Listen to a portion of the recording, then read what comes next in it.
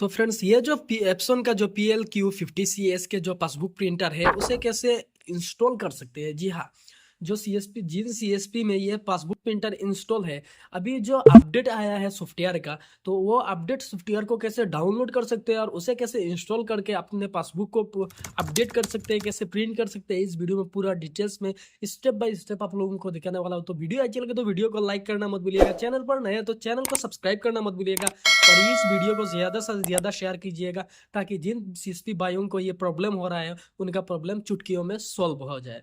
तो चलिए वीडियो को शुरू करते हैं। तो सबसे पहले तो आपको क्या करना है, सबसे पहले आपको क्या करना है, कंट्रोल पैनल को ओपन कर लेना है। तो मैं यहाँ पर कंप्यूटर के जो जहाँ पर हम लोग सॉफ्टवेयर को फाइंड आउट करते हैं वहाँ पर जाकर के कंट्रोल पैनल लिखते ही CON लिखते ही आ जाएगा कंट्रोल पैनल। और यहाँ पर कंट्रोल पैनल को ओपन कर लेना है। देन यहाँ पर अनइंस्टॉल ऐप प्रोग्राम यहाँ पर क्लिक करेंगे। देन यहाँ से हम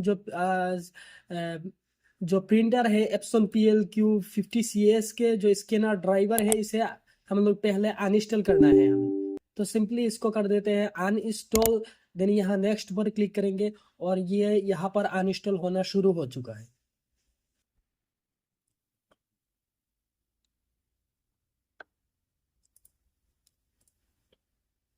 तो सॉफ्टवेयर अनइंस्टॉल करने के बाद आपको अपना जो CSP ID है उसे लॉगिन कर लेना है। लॉगिन करने के बाद यह जो रिपोर्ट वाले सेक्शन पर ऑनलाइन रिपोर्ट्स पर क्लिक करेंगे।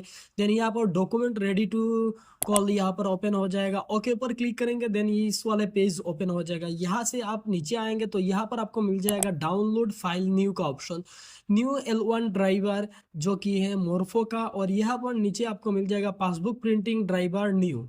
यहाँ पर न्यू लिखा मिल रहा है ना, तो यहाँ पर नया अपडेट आया है। तो सिंपली आपको क्या करना है, यहाँ पर जो नया अपडेट वाला पासबुक प्रिंटिंग ड्राइवर है इस पर आप क्लिक कर देंगे।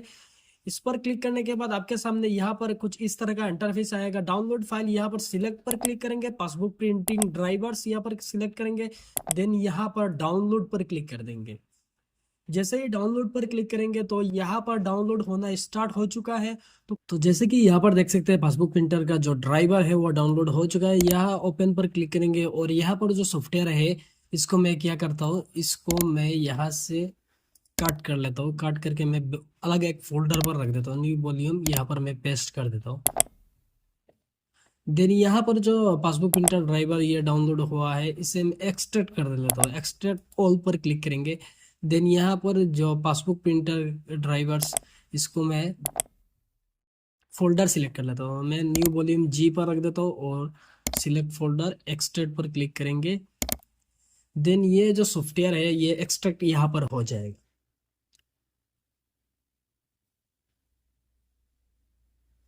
हो गया।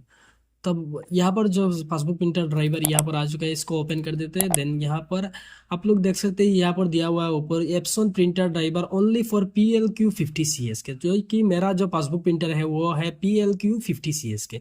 तो मैं यहाँ पर क्लिक करके इसे ओपन कर देता हूँ, DLL फाइल PLQ, और यहाँ पर मिल जाएगा एप्सन ड्राइवर। तो यहाँ पर क्लिक करेंगे।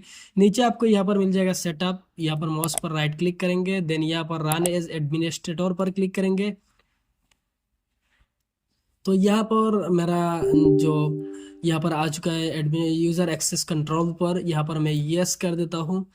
यस करने के बाद यहाँ पर जो मेरा सॉफ्टवेयर है यहाँ पर this setup program will be install Epson scan for business on your computer, press next to continue. तो मैं यहाँ पर नेक्स्ट पर क्लिक कर देता हूँ। देन यहाँ से टर्म्स एंड कंडीशन को एक्सपेक्ट करके नेक्स्ट पर क्लिक करना है।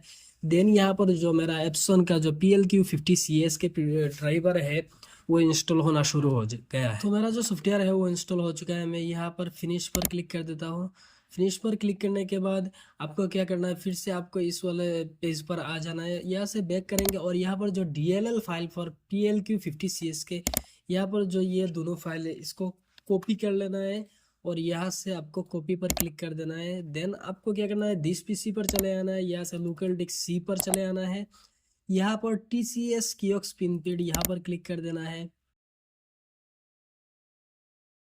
और यहाँ पर जो आपको बिन फोल्डर मिल जाएगा यहाँ पर आपको जो इन दोनों सॉफ्टवेयर को पेस्ट करके रिप्लेस दिस फाइल डेस्टिनेशन यहाँ पर क्लिक कर देना है।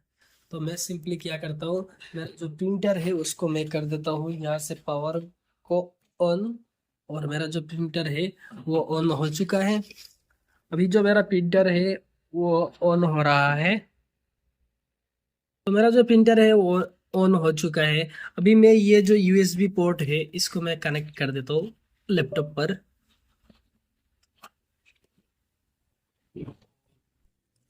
तो प्रिंटर को कनेक्ट करने के बाद आपको सिंपली क्या करना है, यहाँ पर आपको आज चले आना है। देन यहाँ जो आपको टाइप करना है सर्विस, विंडोज पर जाकर के आपको सर्विस टाइप करेंगे।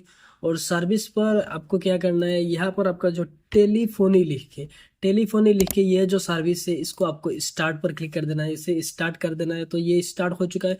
देन आपको पेरी सर्विस जो रहेगा उसको भी एक बार रीस्टार्ट कर लेना है।